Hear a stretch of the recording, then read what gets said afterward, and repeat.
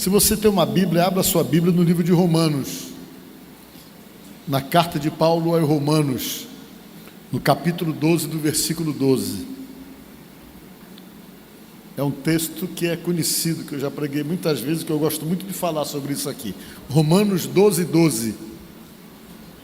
Capítulo 12, versículo 12. Já está ali.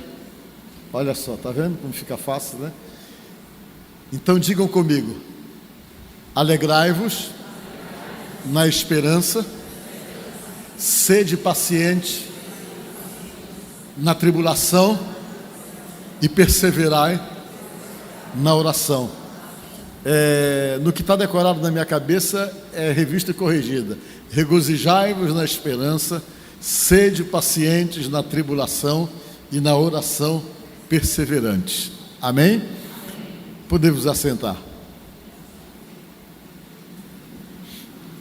Eu quero fazer uma pergunta para vocês. Quem que já viveu algum momento sob pressão? Levante a mão aí. Quem já viveu? Todo mundo, né? Quem está sob pressão agora? Você está vivendo um momento que você está sob uma pressão tremenda. Levante a mão. Muita gente. A gente não consegue viver sem pressão, né? Até o ar tem pressão sobre nós, né? Quando a gente tira o ar de dentro da garrafa PET, ela achata, e a gente vê que uma pressão que existe no ambiente que nós vivemos é muito forte. Dizem que os físicos falam que a gente carrega um ônibus na costa. É o peso que tem sobre nós, exatamente dessa pressão do ambiente que nós estamos. Mas eu não quero falar dessa pressão da física, eu quero falar de outras pressões. Geralmente nós somos muito pressionados quando nós estamos diante de desafios que a gente analisa, a gente faz uma leitura e a gente se sente pequeno diante do desafio.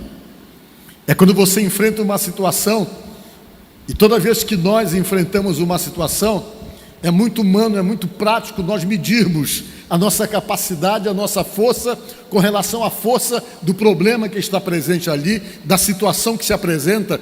E quando nós percebemos que aquele problema parece maior do que nós, que se agiganta, que é mais forte, nós temos uma tendência a recuarmos e simplesmente ficarmos meio assustados e pressionados diante daquilo que parece insuperável. E durante toda a nossa vida, sempre nós estamos diante de situações desafiadoras. Talvez você já passou outras situações, você superou, você esqueceu, mas de vez em quando você lembra, porque aquilo que você passou e que você superou serve para motivar você a acreditar que, ainda que as adversidades que são tão presentes venham em outro momento, você tem que, acima de tudo, acreditar e não fazer como muitas pessoas que recuam, que se recolhem, que se escondem, porque às vezes simplesmente reconhecem uma derrota antes de lutar. E você não pode reconhecer uma derrota se você não lutou contra a situação. Porque se você fizer isso, simplesmente você está jogando a toalha e se entregando e está tirando de você o perfil de vencedor. Porque quando a Bíblia diz que nós somos mais do que vencedores em Cristo Jesus, diz a palavra de Deus, ela diz isso com o intuito de dizer para você uma coisa: que você é vencedor. E só é vencedor quem vence as suas lutas e as suas batalhas, que ganha realmente esse perfil de vencedor e que consegue sim superar as pressões, as adversidades que são tão presentes na vida de qualquer um de nós. A Bíblia diz que o apóstolo São Paulo escreveu uma carta para os irmãos de Roma, os cristãos que moravam em Roma. Ele escreveu essa carta para os irmãos que moravam em Roma, porque os irmãos lá de Roma estavam muito pressionados, era muita pressão. Eles viviam servindo a Deus numa cidade, ou em uma cidade onde as ameaças eram constantes. Eles viviam debaixo daquela atmosfera de ameaça constante que era imposto pelo Império Romano, que não suportava cristão, que não admitia cristão. A história conta que a maioria dos imperadores pegavam os cristãos, levavam para as arenas, e lá nas arenas eles eram devorados pelos leões. Nero pegava e queimava eles vivos para poder iluminar o jardim do palácio imperial. E as ameaças eram constantes, e isso gerava muita pressão. E geralmente quando eles prendiam alguém, eles exigiam da pessoa para poder salvar a sua pele que negassem a Jesus. Você nega, e negando simplesmente nós vamos livrar você da execução. Mas a história conta que a maioria deles preferiu morrer devorado pelos leões, morrerem queimados, mas a maioria deles não abriam mão das suas convicções, não abriam mão da sua fé e não negociavam, mas preferiam morrer em nome de uma fé e de um Deus que eles acreditavam. Isso incomodava os imperadores, incomodava porque eles não viam ninguém morrendo por eles assim. E o que mais incomodava ainda os imperadores era que os cristãos reconheciam Jesus como Senhor. E isso incomodava porque os imperadores se sentiam como semideuses. Eles eram poderosos, eles se sentiam deuses, eles decidiam sobre a vida das pessoas. E de repente eles viam um povo diferente, um povo que olhava e chamava Jesus de Senhor. Para vocês terem uma ideia, a saudação em Roma era essa: Ave César, Jesus é o Senhor, ou seja, César é o Senhor. As pessoas falavam e se cumprimentavam quando andavam pelas ruas. Mas quando encontrava com um cristão e dizia César é o Senhor, a história conta que o cristão levantava a mão e dizia não, Jesus é o Senhor, eles falavam assim. E isso então indignava o império, por esse povo que desafiava o poder do império. E eles viviam então sob essa pressão constante. Eles não podiam nem se revelar às pessoas que eram cristãos. Foi nessa época então que eles simplesmente começaram a desenvolver uma forma de comunicação. Um cristão chegava próximo de outro cristão, ele não sabia se a pessoa era cristã. A história conta que eles desenhavam um peixezinho no chão, e o outro vinha e desenhava um outro peixe, e quando desenhava o peixe, aí eles se abraçavam e diziam: oh, você é irmão, você tem a mesma fé. Era a forma que eles encontravam, porque muitas vezes eles não podiam nem mesmo revelar a crença que tinham, e isso gerava muita pressão. Por mais que você se sinta pressionado, com certeza não é comparável com essa pressão que os irmãos suportavam ali. Mas eles perguntavam por Paulo, que era um dos líderes da igreja: quando é que isso vai passar?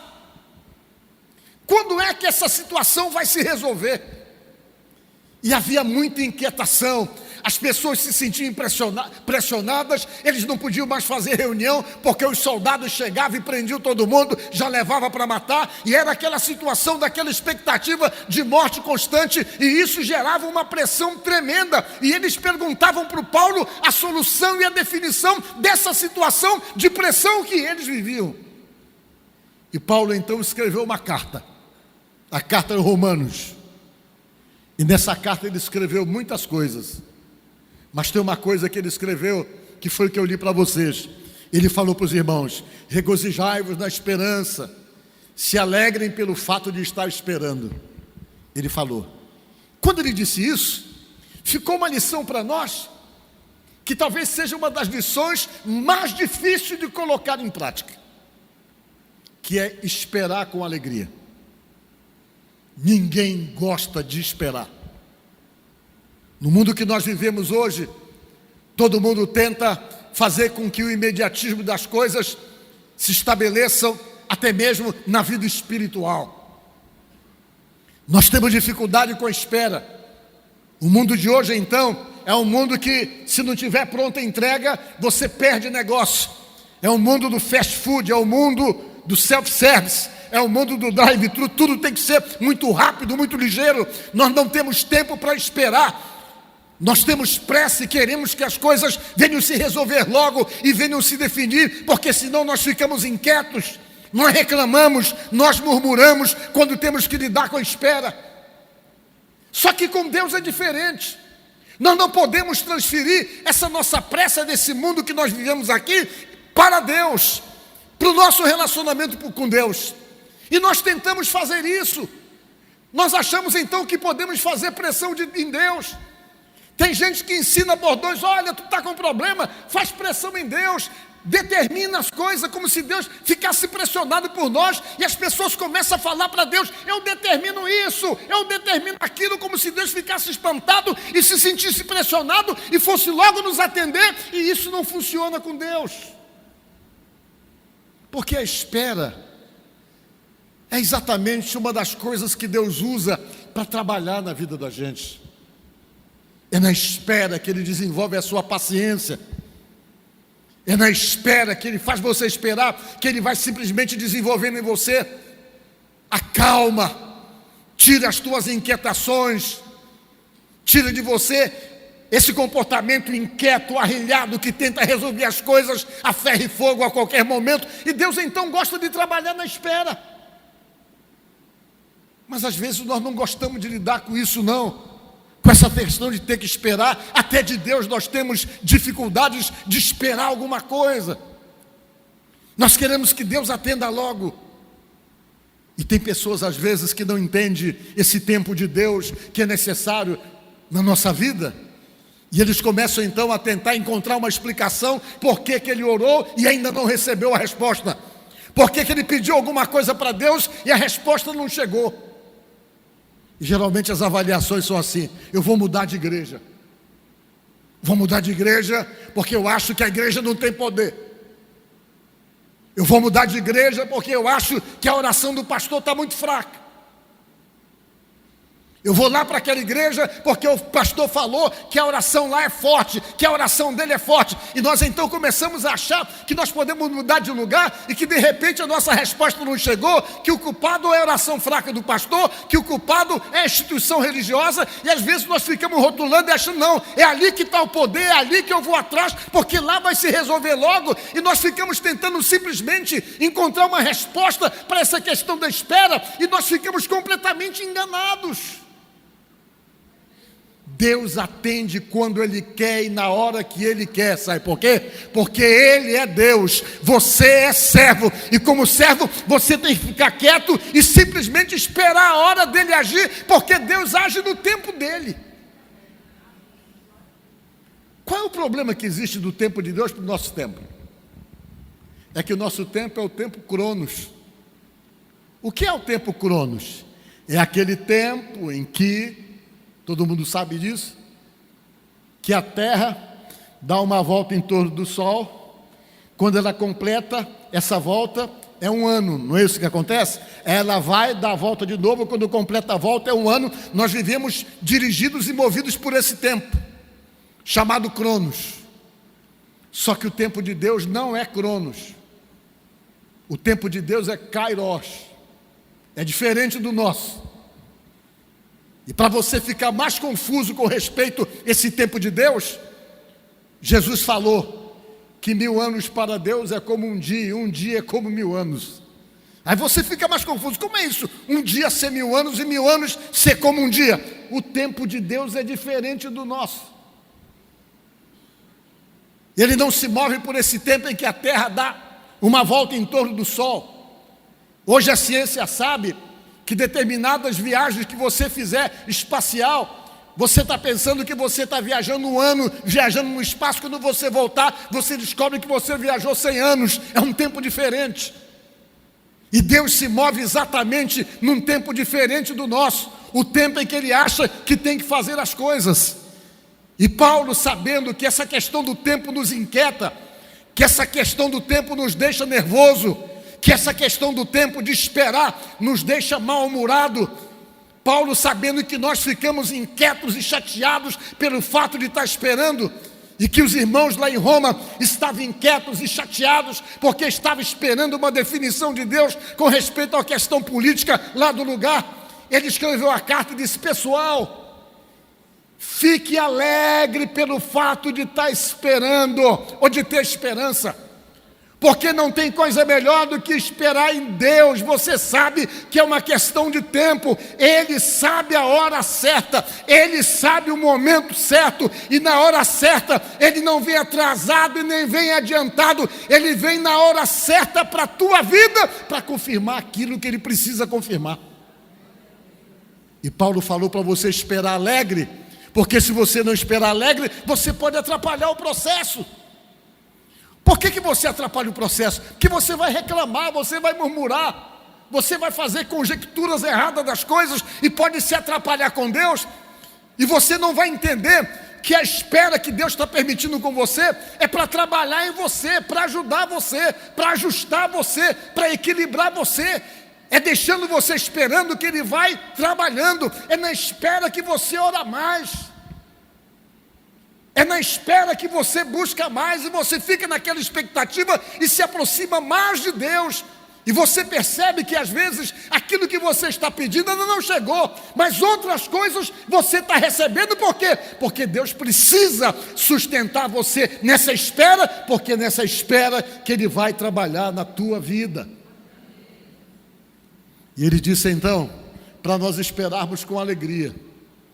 Não é esperar chateado, não é esperar murmurando, não é esperar reclamando, mas é com regozijo. Ele falou ali, poxa, eu estou feliz. Sabe por quê? Porque tem uma coisa que eu estou precisando aí, mas eu estou esperando em Deus, a minha esperança é nele. Você tem que se alegrar, por quê? Porque Ele não falha, Ele cumpre aquilo que Ele promete, só faz a coisa na hora certa, no momento certo.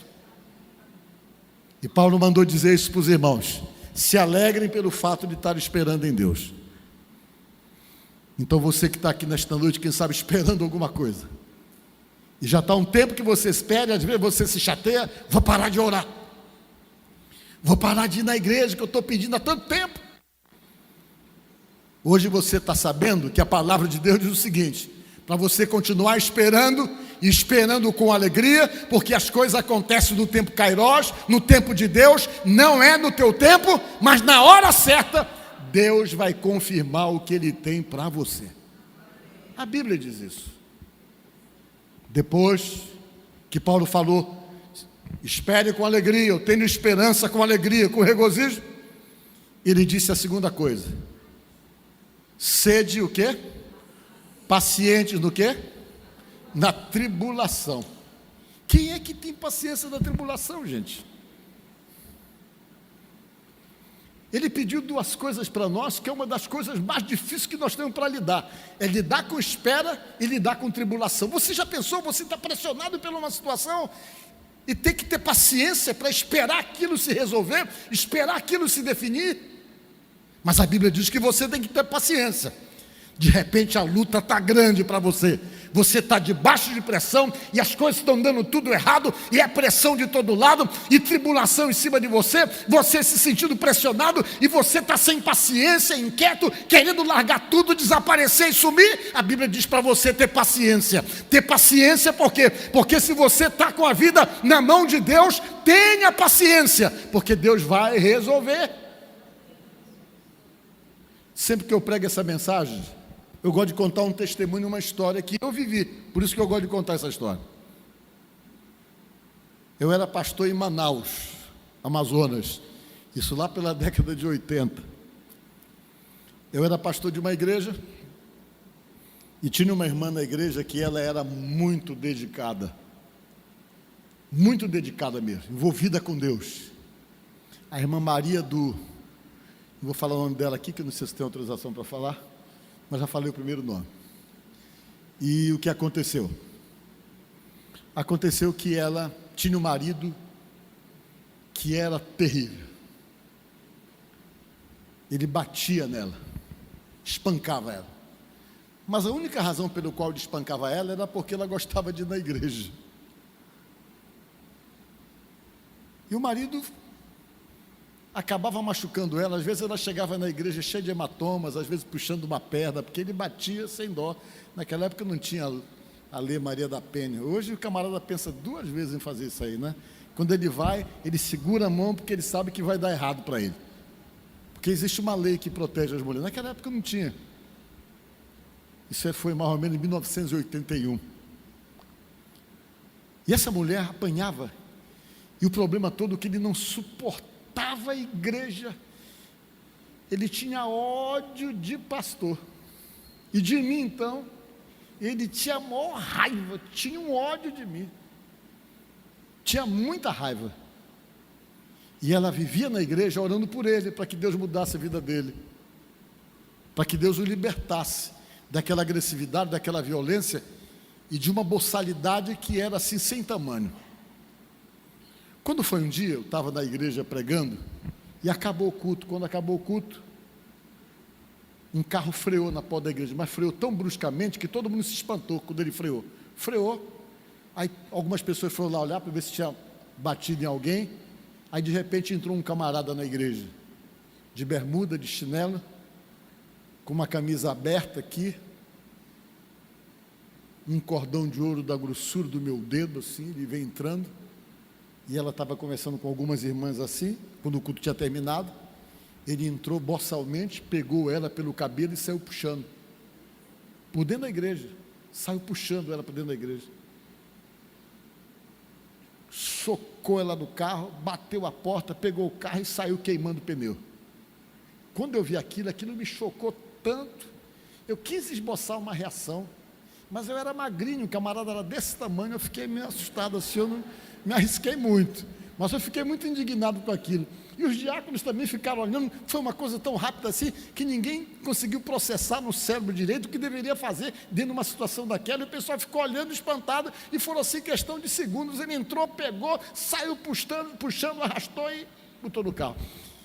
Ele se sentia muito seguro, ele tinha muito dinheiro, ele era rico, achava que se dava com todo mundo, que era intocável e tal, essas coisas mais ou menos assim. Aquilo me deu uma indignação, que meu Deus, que camarada ruim,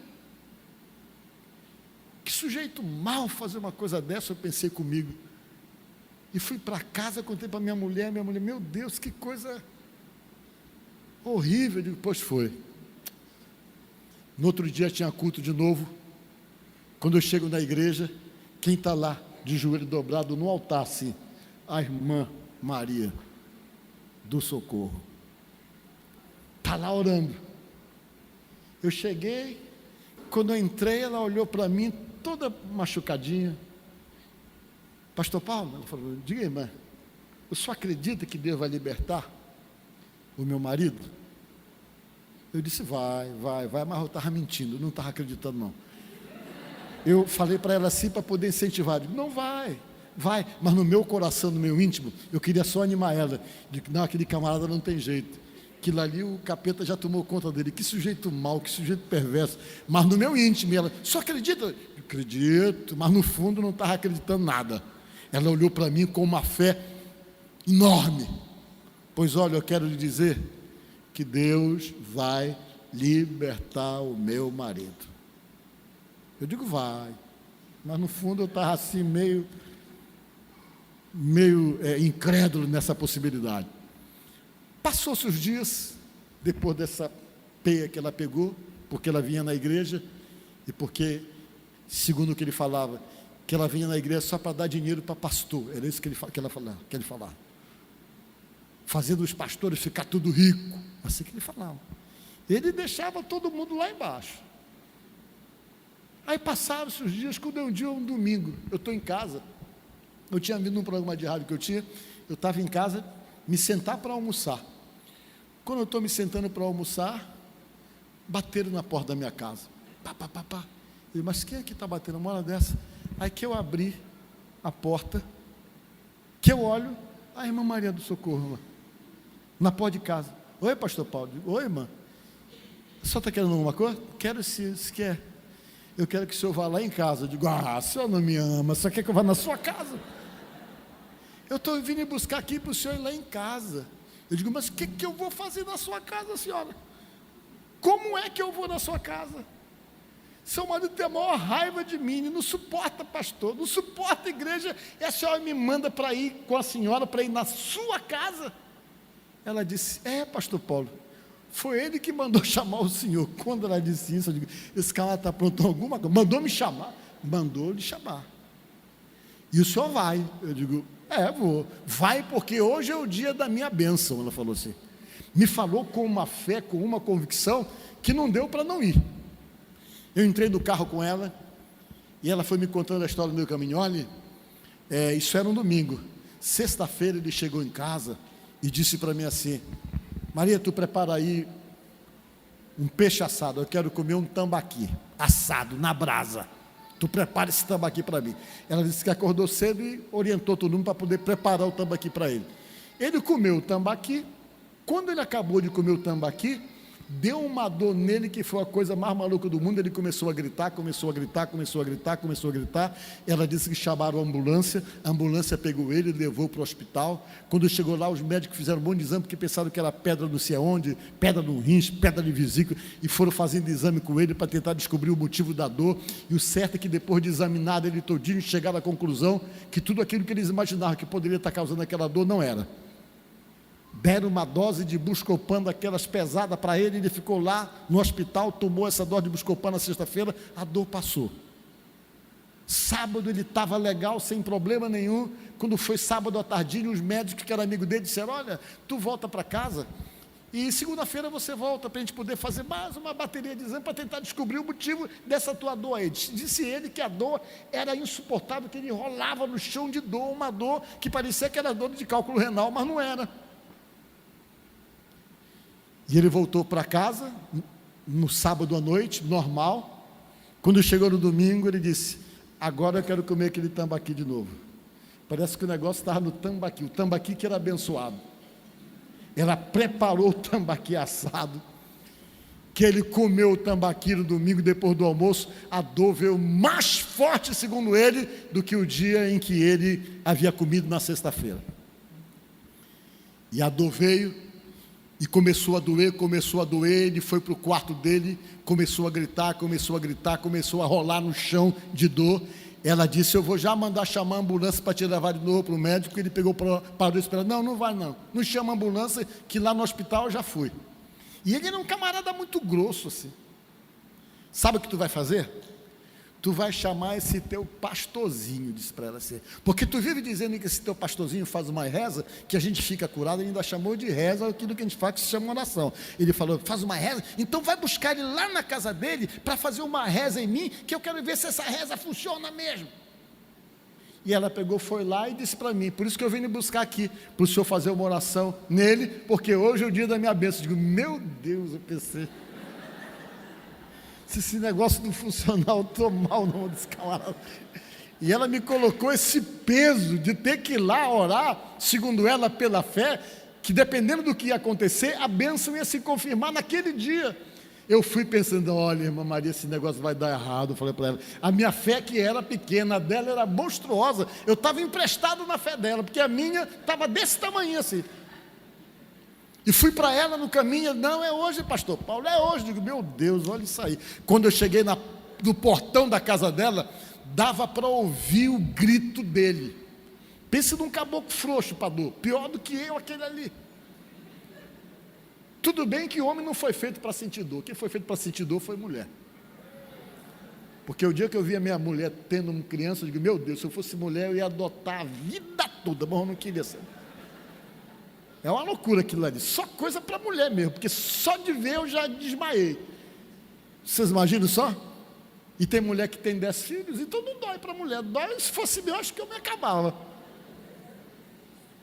E homem é ruim para ter dor mesmo. Você sabe que homem, qualquer coisinha, já se apavora. Uma vez eu fui tirar o sangue ali, alguém bateu minha foto e eu assim, para tirar um sangue, porque não sei, dá um medo. E eu cheguei lá, esse era pior do que eu. Ele não gritava, ele urrava. Ai, mas gritando alto. Ela pegou, entrou, colocou o carro. Vamos lá, pastor Paulo. Eu peguei, fui com ela, subi uma escada. Quando eu cheguei no quarto dele, o quarto dele era enorme, todo com uns carpetes que parecia que ele ficava afundado assim. Eu olhei ele assim, quando eu vi ele no chão, só de cueca, com as mãos por aqui, gritando. Quando eu olhei, eu quis dar uma risada, mas eu não ri, claro, né? Eu disse: aguenta comigo, né? Olha aí o valentão que bate mulher, está quebrado aí. Ele lá, ai. Eu digo: eu fiquei numa satisfação, que eu achei que ele estava pagando tudo aquilo que eu vi ele fazer. Pense na alegria que me deu de ver ele gritando daquele jeito. E ele lá, ai. Ela pegou, chegou com o maior carinho, com o maior jeito, que ela era uma irmã maravilhosa. Chegou perto dele, chamou: amor. Ele: o que é? Já olhou assim, todo brabo. O pastor está aqui. Ela falou para ele: e aí, o que está faltando para ele fazer a reza logo? Ele falou assim, cara grosso. E eu peguei, fui naquela, que a gente já está no fogo, a gente vai mesmo, né? Eu peguei, me abaixei, coloquei a mão na cabeça desse: meu Deus, tem misericórdia desse homem. Dá uma bênção para ele, Jesus, que ele se liberte desse mal e tal. E comecei a orar por ele. De repente que eu estou orando, ele começou a me encarar com os olhos desse tamanho. Começou a me encarar. E eu já fui ficando meio constrangido, sem jeito, orando. E ele com o olhão desse tamanho, me encarando assim, olhando para a minha cara com o olho assim, esbugalhado. Eu ia, por que esse cara está me olhando? E ele me encarando, e eu orando, e ele me olhando assim, com os olhos desse tamanho. Eu parei, olhei, quando eu vi, ele olhou para mim. Aí de repente ele levantou, começou a pegar para mim, e olhou para a mulher dele. Maria do Socorro, que? A dor passou, Maria do Socorro. Eu não estou sentindo dor nenhuma. Ele começou a se queixar para ela que tinha parado a dor. E ele começou a falar. Eu desci a escada, fui embora para casa a pé. Que eu pensei assim, rapaz, esse cara está falando, de repente essa dor volta, esse camarada não vai deixar eu sair daqui. Eu peguei, desci e fui a pé para casa. Peraí que eu já vou lhe deixar, não, é aqui perto, eu vou aqui. E fui andando, e ele lá, parou, Maria, parou. E eu fui embora. Faz de conta que eu não estava surpreso com nada. Isso era um domingo. Eu costume cedo para a igreja, o culto começava 7 horas, quando dava mais ou menos mais 6 da tarde, eu já estava por lá. Aí eu fui para a igreja 6 da tarde, que eu entrei, eu ia até entrar pelo meio, assim, que eu olhei, eu vi só 2 pessoas dentro da igreja sentadas no primeiro banco, assim, 2 cabecinhas sentadas no primeiro banco. Era a cabecinha dele e a cabecinha da irmã. Eu digo, eu vou entrar pelo lado. Eu peguei e fui pelo lado, para não parecer que eu estava surpreso. Aí vim, subi para pregar. A igreja estava cheia, ele sentadinho lá no lugar dele. Eu preguei, como para mim aquilo estava totalmente normal, mas eu estava simplesmente surpreso com ele ali. Ele sentado ali e eu fazendo que para mim estava tudo normal. Cantei, preguei. E depois que eu preguei, eu fiz uma pergunta. Tem alguém hoje que está querendo tomar uma decisão com Jesus? Eu não acabei de falar. Ele deu um pulo do primeiro banco e se ajoelhou na minha frente. Eu quero. Eu peguei, poxa, aí já orei nele. Ele confessou, depois ele sentou. E esse homem se tornou um amigo tão maravilhoso. Se tornou uma criança dentro da igreja. A gente ia fazer as coisas, a gente está precisando comprar alguma coisa aqui, quem é que vai dar isso, quem é que vai dar uma parte aqui, vamos dividir o dinheiro para comprar tal coisa. Ele chegava, não precisa não, quanto é, eu dou sozinho. Ele pegava o talão de cheque dele, ele mesmo preenchia o talão de cheque, pagava sozinho as coisas. Vivia atrás de mim perguntando, o que é que está faltando aqui? O que é que está faltando aqui? E era de uma generosidade que vocês não querem imaginar. Ali tinha uma lancha, e todo sábado ele ia atrás de mim. Tinha dia que eu nem estava querendo ir. Pastor Paulo, vamos passear de lanche, que eu vou fazer uma pescaria lá embaixo no Rio Negro e tal. Eu sei de um ponto lá legal para pegar peixe. Eu nem gosto de pescar, mas eu ia.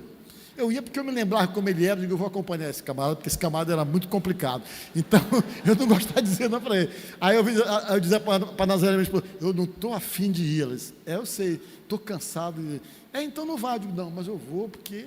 E se volta aquele homem antigo, aquele camarada é meio assustador. Aí eu ia com ele, aí ele tinha uma técnica de pegar peixe, ele trazia as vasilhas cheias de peixe. Chegava na vila que eu morava, ele dava peixe para todo mundo. Se tornou um camarada na igreja que vivia, ele era rico, e ele vivia dando dinheiro para tudo que a gente queria fazer. E se tornou uma pessoa maravilhosa, se tornou um grande amigo, e era a bênção na igreja da gente. Porque as necessidades quase todas, quem supria sempre era ele que fazia questão de suprir. E tornou-se uma pessoa totalmente diferente daquilo que nós conhecíamos e tínhamos como opinião sobre ele. Por que isso aconteceu? Por causa dessa segunda palavra. Sede paciente na tribulação. De repente você está sendo muito atribulado por alguém, você tem hora que está pensando em desistir dessa pessoa. Essa pessoa só te dá trabalho, tem feito você chorar. É revoltante a maneira como ela age com você, que já várias vezes você tentou lavar as mãos. Mas Paulo disse, para nós termos paciência, quando estamos tribulados por uma situação, atribulado por alguém, ou qualquer coisa que nos atribula, que nos sufoca, para nós termos paciência, porque por mais que não pareça, se você está orando, Deus está trabalhando. Paulo nos ensina isso aí, falando exatamente aos irmãos de Roma, que estavam por demais atribulados. Talvez você esteja aqui exatamente nessa situação, cansado de lutar com alguém, cansado de esperar uma resposta, debaixo de pressão, vivendo atribulado, com falta de coisas, situações que te deixam atribulado e que você, às vezes, perde o equilíbrio, perde a paciência, desajusta. Tem momento que você surta por conta dessa questão relacionada com a espera e por conta dessa questão das tribulações que de repente se apresentam tanto em sua vida. Mas o que eu quero deixar para você nesta noite, como mensagem para você que está aqui, é para você esperar com alegria e ter paciência nessas lutas que de repente você está tendo, porque o conselho do apóstolo São Paulo, além de fazer você esperar com alegria, que ele acha que é benéfico, que ajuda e que facilita para Deus trabalhar em você e na sua própria vida, tanto a espera como a paciência, ele pede somente para que você não pare numa coisa, para você continuar orando, para você perseverar na oração. E perseverar na oração é continuar orando. E tem coisas que acontecem quando você ora por uma questão, por uma situação, que pode levar você ao desespero e à desistência. É quando você ora por uma situação e as coisas, em vez de melhorar, pioram. E saibam vocês que toda vez que você ora por alguma situação que, em vez de melhorar, piora, é para você se alegrar. Por quê? Porque o fato da situação estar piorando é porque está havendo uma reação do outro lado, no mundo espiritual, tentando intimidar você para que você pare. Por isso que a Bíblia diz, persevere na oração, mesmo quando você está orando, que a situação começa a se definir diferente das suas expectativas, continue orando. Por quê? Porque o inimigo do outro lado percebeu que o milagre está perto e ele precisa convencer você a desistir de continuar orando.